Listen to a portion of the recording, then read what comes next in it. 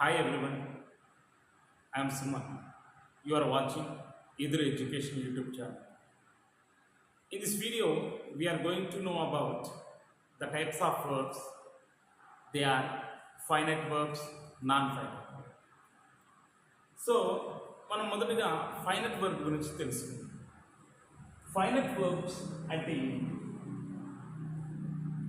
Finite అంటే మామూలుగా మనం ఫైన్ మంచి గుడ్ అనే విధంగా మనకు అర్థం వచ్చే విధంగా తెలుసు. ఫైనైట్ వర్బ్ అంటే ఏదైనా ఒక వర్బ్, మెయిన్ వర్బ్ లేదా హెల్పింగ్ వర్బ్ టెన్స్ని బట్టి, సబ్జెక్ట్ని బట్టి, సబ్జెక్ట్లో కూడా పర్సన్ నెంబర్ని బట్టి తన ఫామ్ని ఏదైతే మార్చుకుంటుందో అటువంటి వర్బ్స్ని ఫైనైట్ వర్బ్స్ అంటారు. Suppose for example, I play cricket.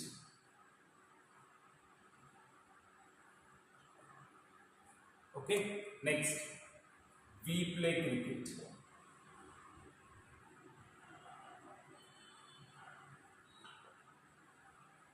You play cricket.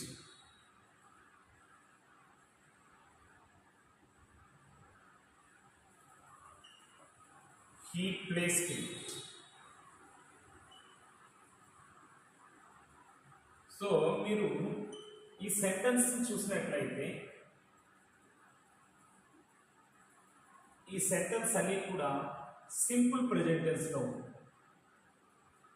I play cricket, we play cricket, you play cricket.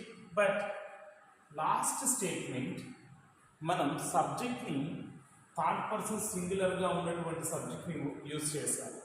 అందువల్ల ఇక్కడ ప్లే అనేది ప్లేస్ అయింది. అదే మీరు గమనించినట్లయితే యు అనేది other than third person singular. So play, we play, I play.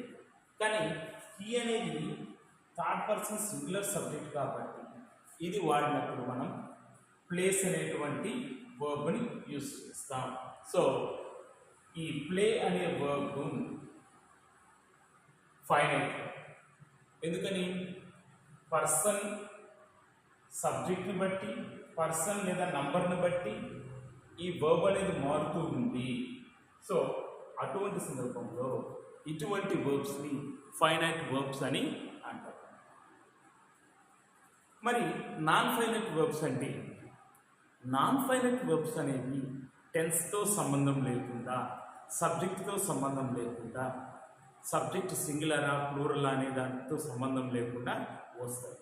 మరి finite వర్బ్కి non finite వర్బ్కి ఒక తేడా ఉంటుంది. అదేంటో ఇప్పుడు ఎగ్జాంపుల్లో తెలుసు. నాన్ ఫైనైట్ వర్బ్,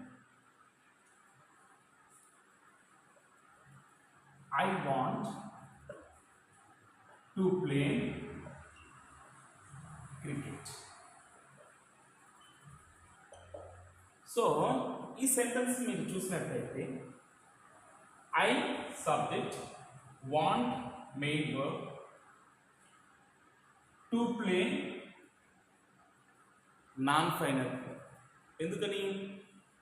మనం ఇక్కడ she wants to play cricket అని రాసినా సరే ప్లే క్రికెట్. ఇక్కడ want, wants, so there is a change. Why? In the statement we have used first person singular subject I, but when it comes to here third person singular subject she. So based on this variation this verb has been changed, but to play is constant, it is not modified. So subject టెన్స్తో సంబంధం లేకుండా ఈ verb అనేవి మారుతాయి. So ఏదైతే మారకుండా ఈ విధంగా ఉంటాయో, స్టాండర్డ్గా కాన్స్టెంట్గా ఉంటాయో అటువంటి వర్బ్స్ని నాన్ ఫైనైట్ వర్బ్స్ అని.